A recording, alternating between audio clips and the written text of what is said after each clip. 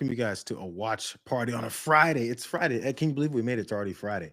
Now we get a chance to walk our way into the weekend. Have you guys grab your drinks? I hope you guys remember it. It's supposed to happen every Friday. Make sure you start the weekend early. Maybe you're one of these sloshy people that likes to drink too much. Maybe have a little bit something on the side. You know, those things that they're legal in your state, of course. And walk into the weekend with us as we talk about the news, everything that's going on. The nerds showed up early. They've got their drinks, even though nobody's telling me so. It's okay. You can hide it. Some of you guys are at work. I understand it. And you don't want these guys to see you really slurping on this stuff. But I just want to make sure you guys know it's going to be a good time today, despite all the horrible news that we always see happening in the world. But as a matter of fact, there's one guy that's formerly in the Trump administration from his first term who's been doing a lot of talking, and now his house has been raided. I'm sure you guys heard about that. It's actually continuing to develop. I think they, I think they're finally going after this guy as we knew that they would. Pause for a second. Abby Normal, stop by to say hi. How you doing, Abby? Good luck with the doctor. I assume it's pretty much normal. Bubba Franks, how you guys doing as well? Let's jump right into it because there's tons happening. It's not only the John Bolton stuff. We've also got other things happening. I think you guys may have seen this. It was a Meijer store up in Ohio that's been catching hell, despite the fact that what it is that they did to catch all this hell online happened at the beginning of the year, like in March or something. We're going to wrap up the hour with that. But also, Trump took his visit to Washington, D.C. Just a day after JD Vance, Pete Hegseth, and little guy Stephen Miller showed up there to rant and rave and yell at people. So Trump decided to do it himself. I guess he didn't want any of his shine to get stolen by the other idiots that showed up there. We'll get to that as well second, but let's go ahead and get started right into this. Maybe you guys have seen this going down.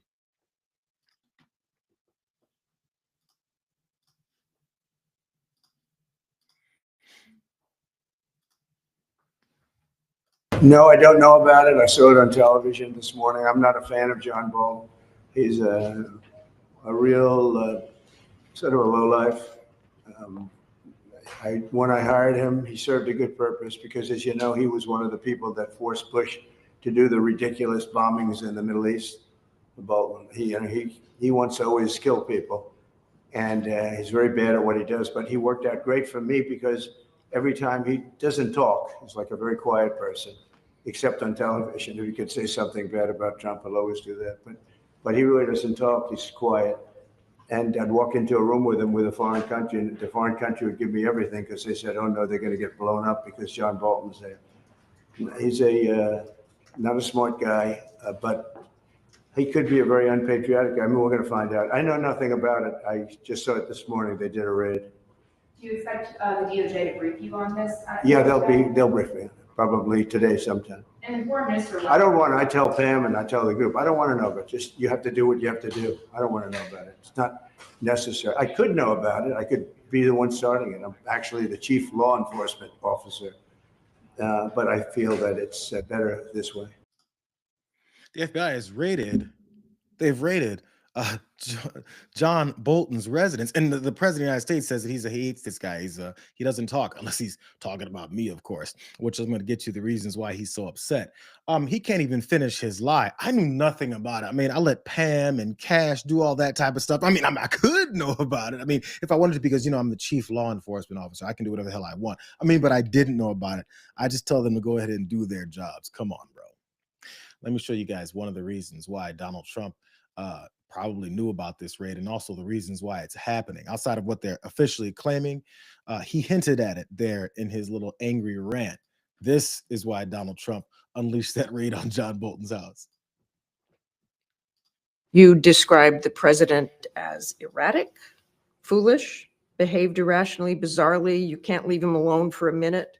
He saw conspiracies behind rocks and was stunningly uninformed. He couldn't tell the difference between his personal interests and the country's interests. I don't think he's fit for office. I don't think he has the competence to carry out the job. This is about Trump's lack of any significant historical knowledge, his lack of strategic thinking, and frankly, his lack of thinking about pretty much anything other than what benefited Donald Trump. Why was he concerned about Ukraine in the summer of 2019? Because he wanted that DNC server. Why was he concerned about corruption in Ukraine? Because he was looking for an excuse to cover the reason he was refusing to send $250 million of security assistance to the Ukraine. And only when that finally blew up in his face. He did send some assistance, though. I mean, we did sell them arms. It was mandated by Congress. My point is Trump was not fit to be president. He was not competent to be president. Trump has effectively surrendered to Putin before the negotiations have even begun. The positions that Defense Secretary Hegseth announced in Brussels, which I'm sure I'd be stunned if Trump didn't convey them directly to Putin in their phone call, constitute terms of a settlement that could have been written in the Kremlin. Maybe they were written in the Kremlin. Putin has scored a whole series of victories today. It's hard to encompass them all, but I think one, in addition to these substantive concessions, is that he has now, it seems, exactly what he wants. Putin doesn't want to negotiate with Zelensky. He wants to negotiate with Trump because he thinks he'll get more out of him. And he's absolutely right. Witkoff knows nothing. In fact, he's more of a propaganda vehicle for Putin than anything else, conveying, for example, Putin's line that Ukrainians inside Kursk province were completely surrounded, which turns out not to have been true. But that's what Putin told Witkoff. Witkoff told that to Trump, and Trump then said it publicly. I think Putin has already received enormous concessions from Trump. That, that quiet guy who did all that talking on TV, that might be one of the reasons why his house just got raided by Trump's FBI this morning, because he's a retribution president, as he said he would be. But he laid his ass out constantly. John Bolton used to work, obviously, for Donald Trump in his first term, and he's since written a book about his experiences and the way this guy was. That's what some of those quotes came from. They've been fighting with this guy about the things he's been talking about for years. And finally, on a Friday, when something else is supposed to happen, they go and raid his house in the early morning hours. Here's ABC News talking about it as if we don't know the real reasons behind what it is that they're doing.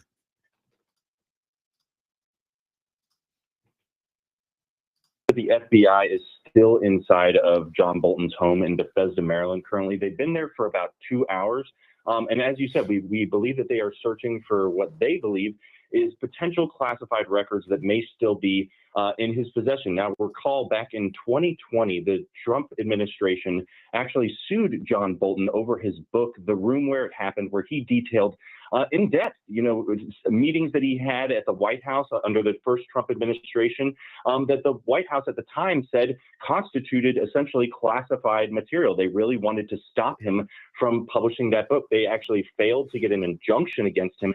But recall that the judge in that case did say that upon reviewing some of the materials that Bolton had published in the book, there were grave national security concerns over what he was publishing. And now the judge did not issue an injunction against Bolton, but the Justice Department at the time did open a criminal investigation of Bolton and whether he improperly mishandled classified documents. We believe that this is probably stemming from that. That investigation was closed down during the Biden administration, but it appears based on the search that it was reopened under this Trump term. Obviously, we cannot escape the fact that the Trump administration and President Trump himself have been relentless in attacking John Bolton, given he is a very public critic of this president. Well, at least they saw it there at the back end. But it is specifically, as they're saying, raiding, looking for classified information in John Bolton's house that he potentially could have revealed in that book that they tried to have an injunction against, stop it from being released. We can't let any of these information come out of this guy talking about what it is that he experienced and what it is that he saw and what it is that Donald Trump did and thought as he was working right alongside him in that first administration. They are hell-bent on making sure that ends. So they want to continue on this investigation that kind of fizzled out because they thought it was going to work out for them the first time. They probably also thought before he got his ass whooped in 2020 that he'd have the chance to continue on and re-trigger this after they didn't get it done the first time. So only, several months into this term that had this break in between it with Joe Biden, did they finally get their opportunity. John Bolton was actually talking about this, they said about 10 days ago, wondering if this would ever come down on him. And it seems like he was ready to predict this too. So before you go, we're about to talk about Trump's retribution campaign we're seeing at the FBI and the Justice Department. You're obviously on his enemies list, at least Kash Patel's enemies list. Are you worried that they're going to come after you in some way? I mean, he's hinted at it before. Well, I think he's already come after me and several others in withdrawing the protection that we had for from the Iranians for the attack on Qasem Soleimani. So I think, and I said in the new forward to the paperback edition of my book, I think it is a retribution presidency. Yeah. So John Carl is like, yeah, that kind of sucks. Again, in case you guys don't know who John Bolton really is, he's a huge warmonger. At any moment he had the opportunity, he would talk about how he wants to bomb the next place and the third place and the fourth and fifth and sixth place after that. And he can't wait to go and kill more people. We need to raise the amount of money that we then feed into our military because we have to continue to attack and invade other countries. So, I mean, let's keep it real. That's why Donald Trump hired him the first time. And that's what he was alluding to when he said every time we go into a room, foreign leaders would be worried that we're going to go and kill them so they give me anything I want. John Bolton has a record for being a huge warmonger. He doesn't care. So it's not like John Bolton is a great guy, but John Bolton was starting to expose Donald Trump. And once that happens, all bets are off. It's time for the flipping and the changing on folks and the stabbing in the back to begin. That's what happened to John Bolton. So they're hoping that maybe the fact that so many people disliked and despised John Bolton because of his horrific political policies, foreign policies overseas, that suddenly, as people say, yo, you look like you're carrying out this retribution campaign, they're hoping that it'll be enough for this argument to then say, why are you defending John Bolton? Nobody's defending John Bolton. What we're doing is identifying and highlighting what it is that you're doing. Because obviously he went after every other Republican that also had bad policies. He went after Mike Pence for finally saying something. He went after everybody that's ever said anything about him because he's a petty, very small human being with a black soul in his heart. That's why. But still, his FBI director wanted to make it known that what it is they're doing has everything to do with the law under Donald Trump, the 34-time felon. So he tweeted out, as the raid was happening earlier this morning, no one in all capitals is above the law. FBI agents are on a mission. The mission that they're on to go after John Bolton and raid his house. By the way, again, this is about classified information. This is a very big aspect of this, right? They want to make sure John Bolton, who they assumed was revealing classified information, wasn't doing so because that would harm the United States of America. That's, you know, that hurts the homeland. You know, people could intercept these things. People could understand what's happening. He's actually trying to protect the American people. Did you guys know that that's the reasons why he's doing it? He wanted to protect the American people, despite the fact that maybe we did forget Donald Trump mishandled, hid, and kept classified information for a full year after authorities realized he had it when he left office the first time. Hid it in his bathrooms, hid it in his house, hid it at Mar-a-Lago, told people about how cool it was that he has all this classified information. And when people looked and searched for it and he's supposed to hand things over, you know what happened? Here, I'm gonna make sure you guys hear it from Adam Kinzinger, who's a former Republican, again, congressman that Donald Trump has hated because he's turned on him. Adam Kinzinger posted this morning as this was going on. Regarding Bolton raid, the FBI with Trump had requested for a year that he give them the classified information that he knew he had. And he says now about this raid that this is pure intimidation on Bolton. But there will be no conviction, he says. It's the raid that's the message, and nobody will be intimidated. And he calls Kash Patel Eyes McGee. Again, we have a really short memory. Don't we remember that this guy was holding all this information and tried to tell everyone that he didn't have it, got raided, and they found the stuff that they said they knew was in there? He then said, this is a witch hunt. I can't believe you guys would come and get classified information from my residence when I told you it wasn't there. He should have been in jail that moment.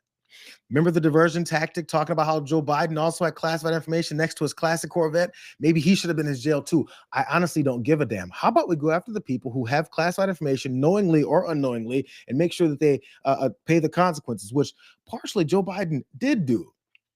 He said, man, I was just too old. I had no idea that stuff was next to my Corvette. Whatever. But Donald Trump said, I knew I had it and you don't get to have it because it's mine. It's not like he wasn't showing us his authoritarian nature beforehand. But how about that whole Kash Patel guy who said, no one is above the law. We have to go after classified information. This is what Kash Patel was sounding like at the time when Donald Trump was getting raided and discovered to have classified information. See if this makes any sense. another question I want to ask. The answer to both of those questions is the same in terms of origination. It was a total weaponization and politicization by the FBI and DOJ in the Biden administration, dating back to the Obama administration, that led not only to Russiagate, as you opened up with, but to the invasion of Donald Trump's private home in Mar-a-Lago. There was, as we now know, thanks to the federal courts, there was no constitutional basis to do so. There was no lawful predicate to open that investigation. But once you let the politicians run the FBI and DOJ and weaponize it against their political opponents, like they have done for years against Donald Trump, back to Russiagate and to his home, we are now showing and exposing again the weaponization. And to your second point, once we rid, and that's what we're doing here at the FBI, ridding this structure that did that weaponization, and we're giving accountability to the American people as we find it. As you highlighted, myself, Director Ratcliffe, and others in the intelligence community are declassifying documents at a great rate to publicize what we're finding so the American public can read it for themselves. Cash, has there been a full investigation of the Mar-a-Lago invasion? Why, where, when, who did it? You talk about... Hey, Cutler, we know. We understand. But how about the hypocrisy from Kash Patel? We're going to rid the law enforcement agencies of all this weaponization and go after your political opponents. Therefore, as I install everyone that are complete Trump loyalists, we're going to have this weaponization of our law enforcement agencies to go after all of our political opponents, the way that the guy said he was going to do when he was on the campaign trail. But, you know, when you let the politicians run these agencies, they run roughshod. What we have to do is clear back out and get some real law enforcement professionals in there, like me and Dan Bongino and Pam Bondi, who are covering up the Epstein. I mean, carrying out the true law enforcement nature. I'm sorry, sending law enforcement agencies into the cities and in the streets to go and intimidate people and pull out long guns and point it in their faces. I mean, put them back on the normal beat that they're supposed to be on, rather than going after political opponents. Donald Trump he wasn't even able to hide this from the beginning. He said, I hate this guy. And he's always on TV talking bad about Trump. Sounds like you're going after your political opponents. Again, hey, you guys remember all this? You just heard what Kash Patel said was this witch hunt. Now here's the reality of what it was that was happening. Sources now confirmed that a lawyer for former President Trump signed a letter in June asserting there was no more classified information stored at his Mar-a-Lago resort in Florida.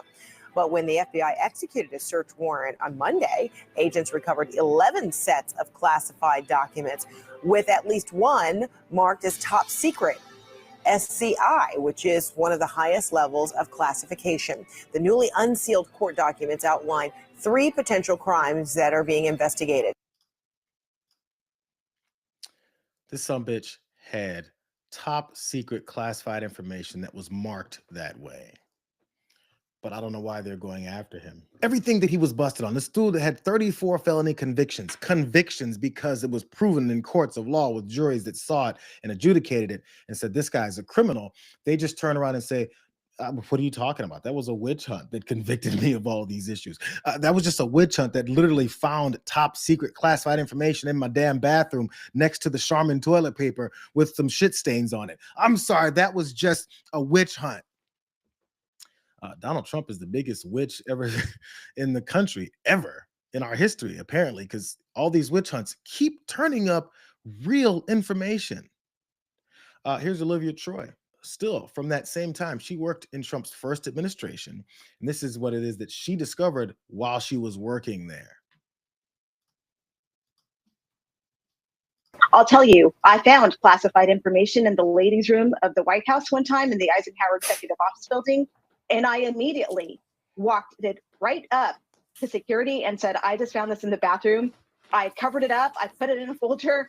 It wasn't marked properly. The folder wasn't, because I was not expecting to walk in the ladies' room and find a document like that.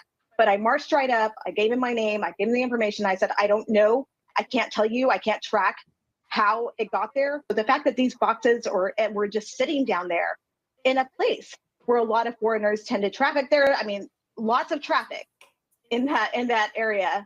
Many of us in the national security community and those of us who work in the Trump administration, we worried about this. Right. We worried about the fact that there was clearly not a great understanding by the president of how to handle this information when Trump was in office. And we worried about the fact that he would just disclose things in conversations, right? And you didn't know what he was going to say. That was the constant, repeated, these exposures of the way Donald Trump always was. So, I mean, she's also left, I think she officially left the Republican Party, either that or she's left the MAGA wing of it, because they discovered what this guy's been doing and then they talked about it. And we're just supposed to forget everything that we've seen and heard and witnessed, which brings me to the last point here on this story. Today's Friday, August 22nd. It's also the same day that the Department of Justice, that same department that Pam Bondi runs, that's covering up the Epstein files. This is the same day that they're finally supposed to release the Epstein files to House Oversight Committee folks. That's why earlier in the week, James Comer and Jasmine Crockett and all these folks were in that hearing where they listened to Bill Barr talk about what is it happened and what he knew. Today, they're finally supposed to reveal this information and roll it out. Isn't it weird that on the same day that that's supposed to happen, where we're supposed to find out some more information, these guys in the early morning hours, first thing in the morning, go and raid John Bolton's house? It's odd how that works. And apparently I wasn't the only person who realized that. It looks political to me. I mean, it looks political. It looks like it's also an attempt to distract from the other big news of the day, which is the first production of the Epstein files that's required by subpoena from the Oversight Committee on which I sit. And they want to change the conversation repeatedly. This is going to happen every day because they don't want people talking about the Epstein files or about their mismanagement of the economy. All right, let me follow up on that. You think you were questioning the timing of this and raising a possible connection to the turning over of some documents of Epstein files to your committee today? That's what he said. Yeah, I think today is the first day that the DOJ has been required to comply with the subpoena. They said that they would start producing documents today. I'm concerned that they're going to slow walk that as well. But there's tremendous clamor for these documents and transparency as to these files. And as you know, both Donald Trump as well as Mike Johnson, the Speaker of the House, are trying to prevent that from happening, and they want to change the conversation. And that's what you think this raid, the search at Bolton's house is about? It could be. I think that there's going to be repeated attempts to distract from, both the economy as well as the Epstein files. Let me talk to you. I generally like John Berman on CNN, but bro, he answered the question. In fact, before you asked it, he answered the question. I think this is a distraction from the Epstein files that are supposed to be rolled out and given to the Oversight Committee. So what you're saying is, I just want to make sure I want to ask you the question. Are you saying that this is a distraction from the Epstein files? Yes, what I'm saying is this is a distraction from the Epstein files. So is that what you're saying? That this is supposed to not be about what's going on in John Bolton's house and actually to distract us from the Epstein files? Yes. Yeah. Bro, that's what he said. He said it 3 times. Bro. Jeez. Yes, that was it. It's not that big of a thing to say. Matter of fact, he's been doing it ever since he got in office. So please, let's not try to normalize the fact that everything he does is disastrous and destructive as it is, from DC to LA to every other city that's going to start attacking, that he's doing it as well as distracting from the biggest thing, which is the Epstein files. Let's keep it real. So please don't take your eye off the ball. Maybe we should tell John Berman 3 more times. Matter of fact, here's one of those distractions. After yesterday or the day before, when JD Vance and Pete Hegseth and Stephen Miller ran up in Washington, D.C. and started screaming, Donald Trump decided to go and do the same thing himself, except, Laura Ingraham decided to try and make this a whole propaganda push about how amazing it is that he's walking into D.C. to talk to all of his brown shirts. First, POTUS Patrol, like Paw Patrol. That's the focus of tonight's angle. Well, Donald Trump hit the streets to see for himself what law enforcement is up against in his temporary hometown, our nation's capital. So he wanted to witness and observe how things are going 2 weeks after he ordered federal law enforcement to help secure the city. Hello. It's a healthy, attractive looking group of people. First, POTUS patrol. So this guy went into Washington, D.C., according to Laura Ingham, to go and talk with the people and get an idea of what has been happening in the last 9 to 10 days after he sent military officials into the city to go and screw things up and try and act like they're fighting crime. And as you'll see, Donald Trump was all about talking about law enforcement and crime fighting as he was there, as you'll hear from this. Back into the grid. So all of these big factories that are being built are building their own electric plants fired by oil and gas. They're not fired by wind, by the way, because wind doesn't work, but we won't say that. It destroys everything. It looks terrible. It's a very expensive form of energy. And we're not doing wind. We're going back to fossil fuel. I hope not too many of you people are going to be upset, but we have to go back to what works. We can't be foolish. Back into the grid. They promise. He's there to talk about law enforcement and taking over the city with his military state, except for the time that he's talking about fossil fuels and no longer doing any green energy. Eventually, maybe eventually he'll get to the law enforcement part and how he's taken over the city. We'll see. In DC, one of the things we're going to be redoing is your parks. I'm very good at grass because I have a lot of golf courses all over the place. I know more about grass than any human being, I think, anywhere in the world. And we're going to be regrassing all of your parks, all brand new sprinkler systems, the best that you can buy, just like the Augusta. No, it'll look like Augusta. It'll look like, more importantly, Trump National Golf Club. That's even better.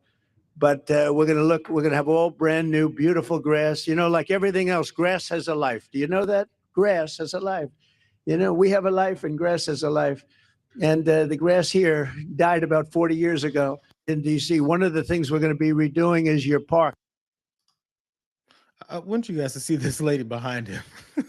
the lady in the white law enforcement shirt, as he's weaving, as he says he does, talking about the grass. She glances at him like, what the fuck is he talking about? What is he rambling on about? Why is he here? How long do I have to stand here? No one actually likes this guy. They're just afraid of him. But he knows more about grass than anybody else in the entire world. I mean, he's got these, golf courses. If you didn't know, Donald Trump has golf courses. We know because you go there every weekend without doing anything except for golfing all the time. But he's going to regrass. He's going to regrass the whole city. It's going to be regrassed because no one knows more about grass than he does, because he installs grass. Eventually, he did finally get to the whole thing and the reasons why he's there. And it was based purely in propaganda.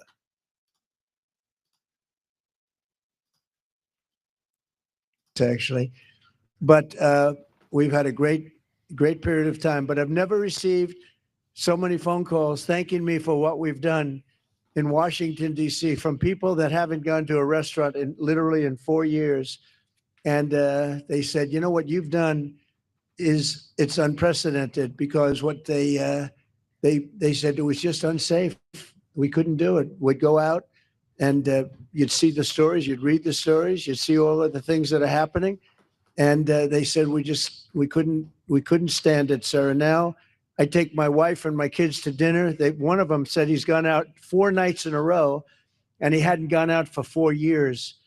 So it's a great tribute to you. And when I look at you people, I understand why, because there's no games, right? We're not playing games. We're going to make it safe. Actually,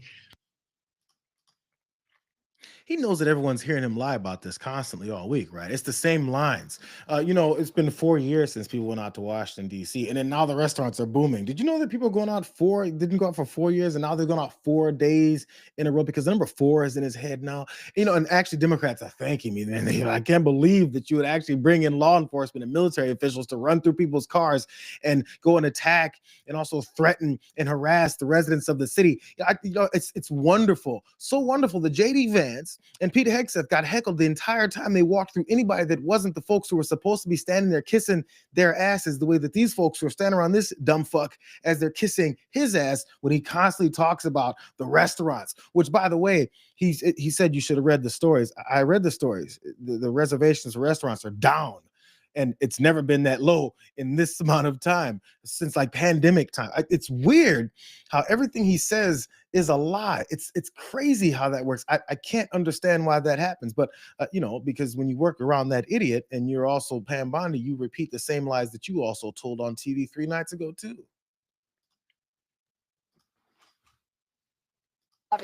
Sean, you only hear from the minority who are out there screaming and yelling that they don't want this. But the people of DC are actually thanking our officers, all of our federal, state, and local officers, when they're out there all night long fighting to keep America safe. And I think it's crystal clear because the homicide rate has been none this last week.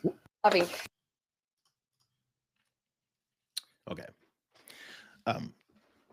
It's pretty obvious when fascist regimes come in and start telling you what it is that you believe and what's happening. And I think it's pretty clear because of I said so. And how the homicide rate is now at 0 and crime rates have dropped tremendously. One other piece of news that I remember reading, it's odd, and instead of listening to fascists, those rates and those numbers of arrests that they've given were, first of all, they were fewer than they had been last year. And also there's absolutely no record of it. They called it a black hole from the records of arrests of who it is they're arresting for what, when, where, why, and how. It doesn't matter what they've done when they've taken over law enforcement in the city. It's turned into this circus, where they just say what they say is happening and there's no proof of it. There's no record of it. There's no one that has any idea of what it is that's actually going down. They just say it. That's, reality versus fascist propaganda. So, JD Vance had to come in and do his part as well, too, because he's part of that propaganda machine. And what his job is, after he went into the city the other day and talked about the vagrants that everyone should be so afraid of, those vagrants and those homeless folks, maybe those homeless veterans that he's also mad about. His job is to talk about them.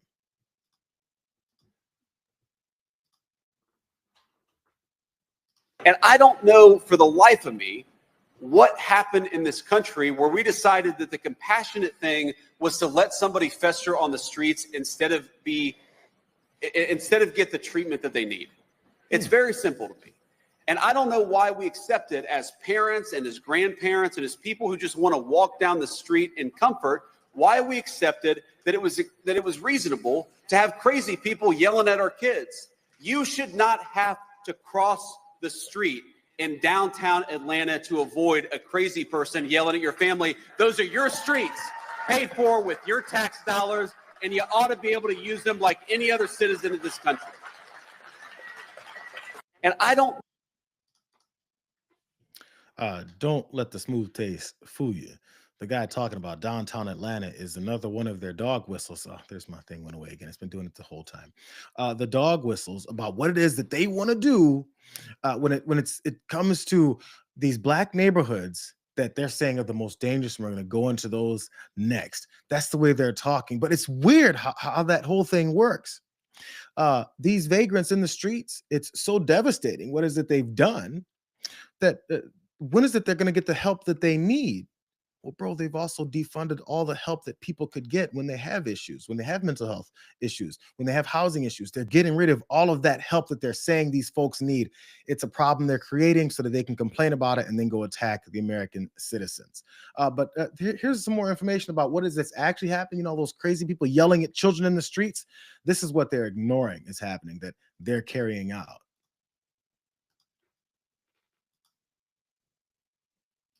We have brand new video shared by the San Fernando Valley Sun of an incident earlier this week. The moment a 15-year-old high school student with disabilities was briefly detained in Los Angeles after he was mistaken by ICE agents as a Salvadoran national with prior criminal convictions and suspected ties to the MS-13 gang.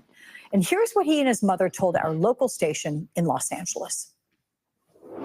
he has his moments where he breaks down and he tells me he feels harassed. He tells me he doesn't feel safe. They handcuffed me and they were just telling me who the person is, and I was like, no, I don't know who that person is. I want to. So while JD Vance is over here talking about crazy people yelling at your children and you can't cross the street, some of those crazy people are ICE agents that are arresting children, like a 15-year-old kid who's standing outside of a high school in Los Angeles, and then they detain him and question him and rough him up. Because, you know, what we need to do is fight all that crime in our major blue cities where all these minorities are so dangerous, and the vagrants and the homeless veterans that he now hates are out in the streets with no help whatsoever, because the federal government keeps stripping anything of their assistance that could actually help them.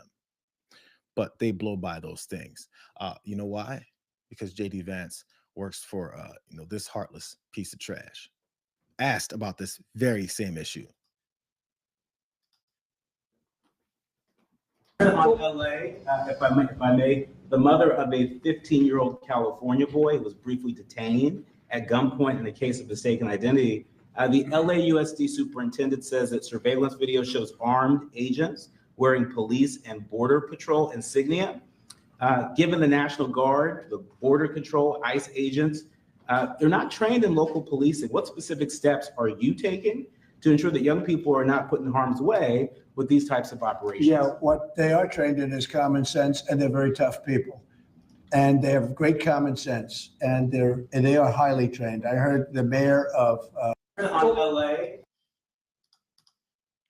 They're so highly trained, and they're trained in their common sense that they then again still continue to detain 15-year-olds. As your vice president said, that we don't want our children harassed on the streets anymore. You see him avoid that question. Wasn't even good avoidance. He just said, I don't care.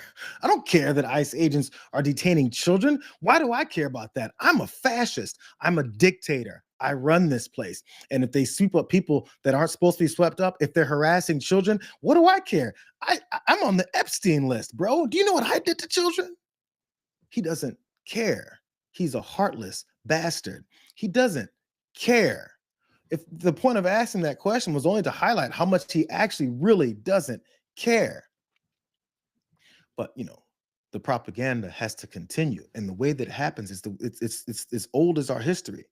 Anybody that you want to have be dehumanized so that you can do whatever you want to them and hope that society will accept it is to call them criminals. It's a constant drumbeat. Criminal, criminal, black folks, minorities, immigrants, brown folks, criminal, criminal, criminal. It's constant. It's over and over and over again. And then once they have that drumbeat going, what they think is then that they can then send that on to other cities. That's why Atlanta was already brought up.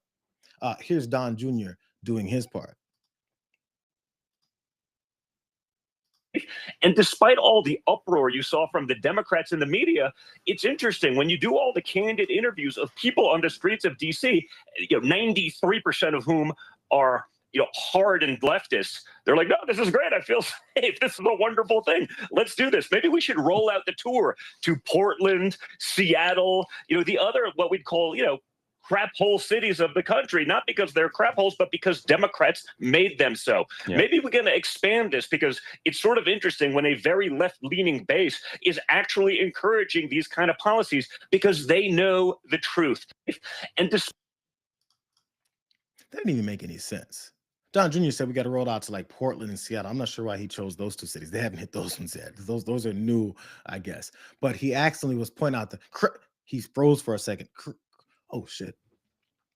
We weren't supposed to admit that we're calling people shithole countries and shithole cities, and that, all these minorities are inferior human beings. He almost forgot that he was supposed to continue that lie about how they don't call people inferior, how they don't call other areas crap hole, as he then decided to start saying, oh, my bad. Because all that crime and all those drugs just flow through those cities. There's a reason why Don Jr.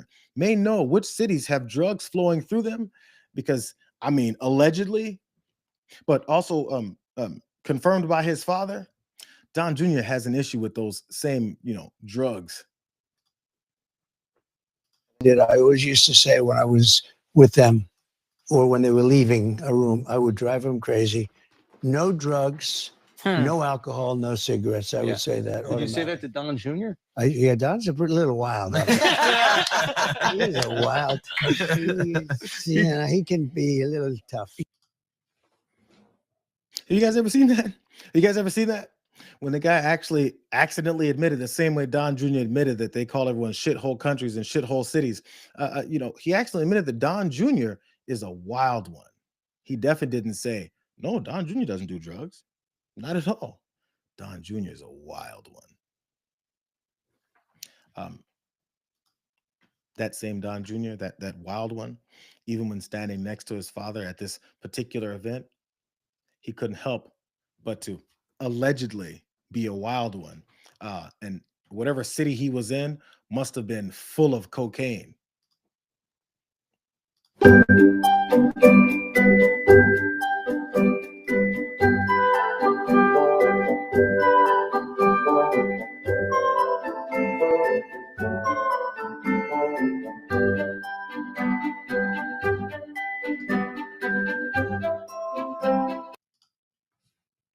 I'm just saying. I'm just saying. Maybe there should be some more programs available for these, drugged out folks that are on the streets, or maybe the ones that are, rich. Because it's an addiction, and sometimes they need help. Because at any moment, you never know when, homeless people may dig in their pocket for something on their finger and rub it into their gums. Only homeless people. I'm not saying anyone else. I'm just saying, sometimes those drug-addled homeless people, or maybe those minorities, or maybe those cartels, or maybe those human traffickers, maybe those folks are on drugs all the time. And as JD Vance pointed out, are whacked out and screaming at your kids as you cross the street. Maybe it's just those guys. I'm just saying. I'm just saying.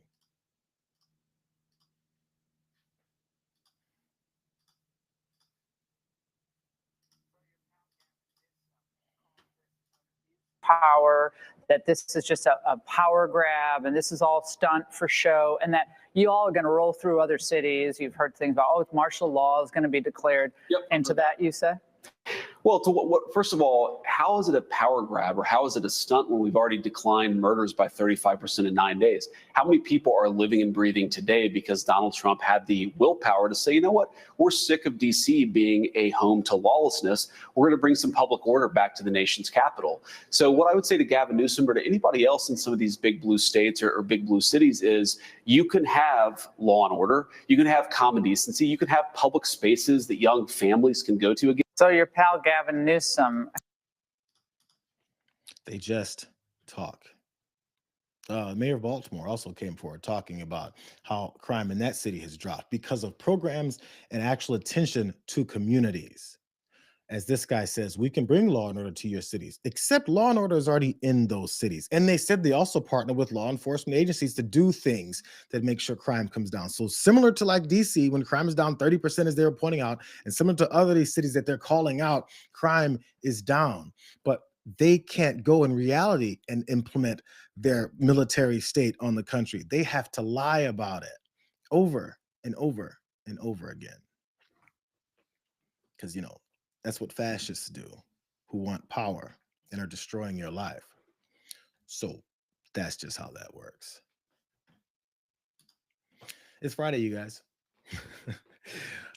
Was I right about the whole thing with Don Jr.? Or am I wrong? Am I losing my mind? I'm just looking at what I'm seeing. I didn't say it's what it is. It just kind of looks that way. I've never been around that stuff because, I'm a red-blooded American. I don't know what it looks like. Last story, you guys. I got a few minutes left. This is a story that popped up on my feed the other day. I think someone even sent to me. It happens to me every time I ask you guys to send me stories, and then when I see it, I'm like, thank you, and then I forget to, make sure I remember who it is that sent it to me. But this was sent to me, and even though this happened back in March of, was it even this year? Back in March of this year. The internet has found it and has exploded. There's a 19-year-old employee of Meijer stores up in Ohio. It's Michigan-based, but this particular store was in Ohio. And police entered the store, arrested the young man, and you're going to find out why. It's kind of heartbreaking. Watch this.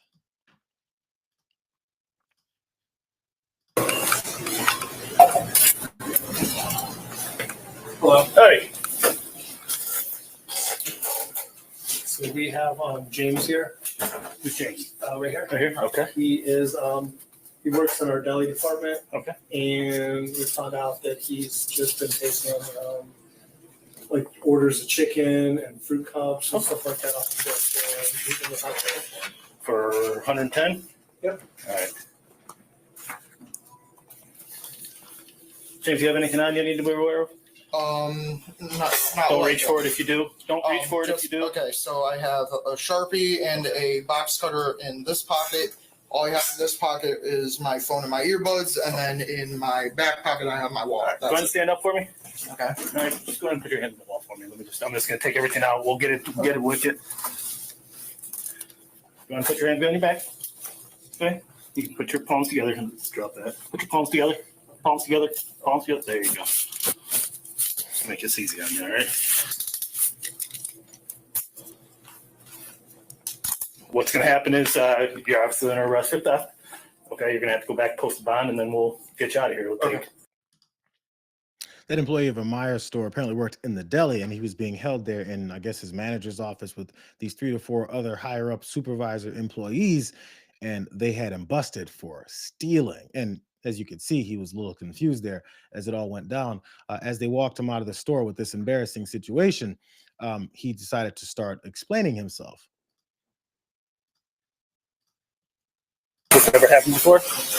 No. So, yeah, I explained to them that that it started off slow. It happened a couple of times because like I forgot my wallet or something, and then I meant to pay it back, and then when I had my wallet like the following day or something, I either just forgot or like I didn't know who to talk to, and then tech spiraled. Yeah, a few months, like about a month or two ago, my managers called me in the back and complained that I took too long on my breaks. Okay. Then I tried to explain to them that a lot of that time was because I was waiting in line to pay for the food or I was trying to grab something, and they said that if it kept happening, they would write me up. Okay. So, So as he was explaining, this was about food from the store that they had busted him on for stealing. And that's what the robbery, or I guess theft charges were. Here's a couple details before we get to more, because there's a lot more from that arrest and what that cop was saying to him. Which, by the way, pause for a second. He asked him what it is he was doing, so he started explaining himself. This is after he had read him his Miranda rights, and you'll find out more about this guy. I'm not sure if that was the best approach to go for. Anyway, here's what happened. This police body cam footage recently circulated on social media showed an officer called to that Meijer store in Seven Hills, Ohio, where 19-year-old James Dennison, that deli worker with autism, had been accused of stealing food. And this is the best part, with food items totaling $110 over a 3-month period. 3 months worth, $110. Okay, cool. I hear you. But as he was explaining, sometimes there'll be long lines. He has a short break. They were cutting him off from his break. He was trying to eat some more, and more details from this. This is what happened in that scene that you saw. His supervisor said, "We have James here. He works in our deli department, and we found out that he's been taking some like orders of chicken and fruit cups and stuff like that." That's what the manager said at the time. Then he also explained that Dennison had taken items that $110 worth of food for his lunch breaks and all that stuff. Now, this was reported by Upworthy. This is probably the only place that I did see this get reported, as far as some of the details behind what it is that happened or who this 19-year-old employee is. But this is more about these concerned citizens. This is just the headline. They rally around this disabled teen after he was arrested for stealing from work. And that subheadline says the food was marked as throwaway. I think it got a lot worse just now. So not only, hold on, let me come back. According to, again, Upworthy, in this part of it, I read a few other articles that didn't mention this aspect. Apparently the food that they got him busted on, 3 months worth of $110 worth of food, was already marked to be thrown away. You know, stores have their expiration dates. Maybe it's the day of. Sometimes you'll see some of that food marked down and put back out on the shelves. So maybe people can buy it that day. Like, this is the last day, marked down items. You get the chicken now because by tomorrow it'll be bad. It seemed maybe it was that stuff. I can't independently confirm that, but that's what Upworthy had reported. So this got a little bit worse. $110 worth of expired, about to be expired fresh food, which in my mind, it's not worth $110 if you're about to throw it the fuck out. That's just my thought. Here's more from what happened once the police officer put him in the back of the car. I know you're saying a lot of stuff. I know I read you your rights. I don't want you to incriminate yourself, so I don't want you to keep talking about this. Okay. I already read you your rights. You can talk about it if you want, but I don't want you to. I mean, it's a minor theft. Yeah. Okay, we'll fill you in. We're gonna go back to station, and then we'll. Okay. How old are you? I am 19. 19. All right. It is a very minor theft. What we normally do is we're gonna take you back. We're gonna scratch out a quick ticket for you. Okay. We'll probably just release you on your own recognizance. Okay. So you don't have to post bond. All right. You're going to be given a bond, but we'll release you on zero because you've been cool with me, so I'm going to work with you, all right? Okay. So, and then you'll be kicked loose. I'm guessing that you're no longer employed with Meijer? Have they said it? Not after this. Okay. Don't forget, when he first started walking the kid out, and he's a 19-year-old, he's an adult, walking him out through the hallways of the store, he goes, so he basically asked him, how did this start? Is this the first time this happened?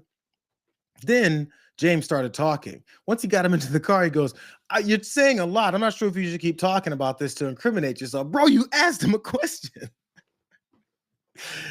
He said, man, you're telling a lot on this $110 charge over 3 months of expiring food. Just saying. He went on to, the officer seemed to be pretty understanding of what it is that was going on. I think he started seeing what happened and seeing how this looks, and start understanding how crazy this was. Here's more of that. But yeah, I do genuinely feel bad and all that. Hey, listen. It's a mistake. You've never been arrested before, right? Correct. So let this be a learning experience, and let's not have it happen again. All right? Because if you're... Look, the crazy thing is if you're going to be arrested, a minor theft is the way to go. It's the way to go. And a minor theft in even a better way to go. Because the reason I say that is we do stuff a little differently than a lot of departments. We kind of help people out. Okay. So he pointed out how they're going to let him. I watched the majority of the rest of that whole interaction. I watched the whole thing, actually. And he did say, at our department, you're going to usually have this fine, or you have to set bond, and we're going to let you go on your own recognizance because this is worth $110 of expired food, bro. So he was explaining to him that they're going to let him go and it'll be all fine. But he's going to have to show back up and probably have to just pay for the food that he stole. That was about to be thrown out. So because this haul started blowing up at the time that it happened, the original article about this was from April, and now as the summer hits and people started seeing it, it blew up on social media. Things went sideways for Meijer, and this was some more of the response, you guys. Footage of this arrest has gone viral several times since it happened and sparked massive outrage online, with many asking for the store to be boycotted. Meijer then issued a statement on Wednesday, that's just now, claiming that they've changed their policies after the incident, but they didn't specify how. Fine, let's see what their statement was. This is the statement from Meijer now that things have gone sideways. Come on, here we go. They said, we know there's been a lot of recent conversation about last year's incident involving a former team member at our Seven Hills, Ohio store. We take this very seriously and recognize that the situation should have been handled differently. Earlier this year, we implemented a new procedure to make sure this doesn't happen again. We've learned a great deal from this experience. We hold ourselves to a higher standard and are committed to making sure our actions reflect how we want to treat each other. I don't know. I mean, I didn't think we necessarily got the name of that supervisor who apparently had been watching James for 3 months rack up expired food bills up to $110. Maybe the $100 point was the point we could actually call the cops. I don't know. But what he definitely wanted was for him to be arrested, walked out and have to explain himself as he got into the back of the police car and then booked on these charges of petty theft that the cop even said, yo, this is pretty petty. I can't understand why I'm here. Which first walked in there, as you saw, he had a little bit of aggression because, you know, sometimes that's how cops are. When he asked what's in his pockets, he goes, don't touch it, don't touch it, don't touch it, don't touch it. What are you doing? What are you doing? What are you doing? What are you doing? What are you doing? Freaking people out. I think if he was going to use that box cutter that he had in his pocket or whatever else it could have been in his pocket, he probably would have used it on those 3 to 4 people that were already holding him there, waiting for the cops to show up. But I mean, that's just me. You know, maybe I'd put myself in vulnerable situations in that. Here's the last part here, though. Because as we just heard Meijer's statement, now after things blew up and boycotts were being threatened, Meijer's latest statement now showed a change of tone from a prior one given to Inc., who originally was one of the first ones that were reporting on this. Back in April, when the store said an investigation showed that the former team member in question had knowingly committed multiple thefts over multiple months, totaling hundreds of dollars, which is why law enforcement was involved. Hundreds of dollars. Maybe it was $900. Who knows? Or maybe it was $110. Which is what they said the day of when that cop went in the store and arrested the guy. But it was hundreds of dollars because that's what their statement was at the time. Their statement now is, we've discovered that we have all these issues with our process and we want to treat everyone the way everyone wants to be treated. I mean, you know, Jesus said. Apparently there was a GoFundMe that was raised for the guy and that mysteriously went away. I'm not sure why. I hope he's not getting too much more harassment, or he's found another job where folks can respect him a little bit more. But it all goes down to this age-old discussion and I guess a debate for some reason. Do you understand how much food grocery stores that make fresh food and that restaurants that make food throw out on a daily basis?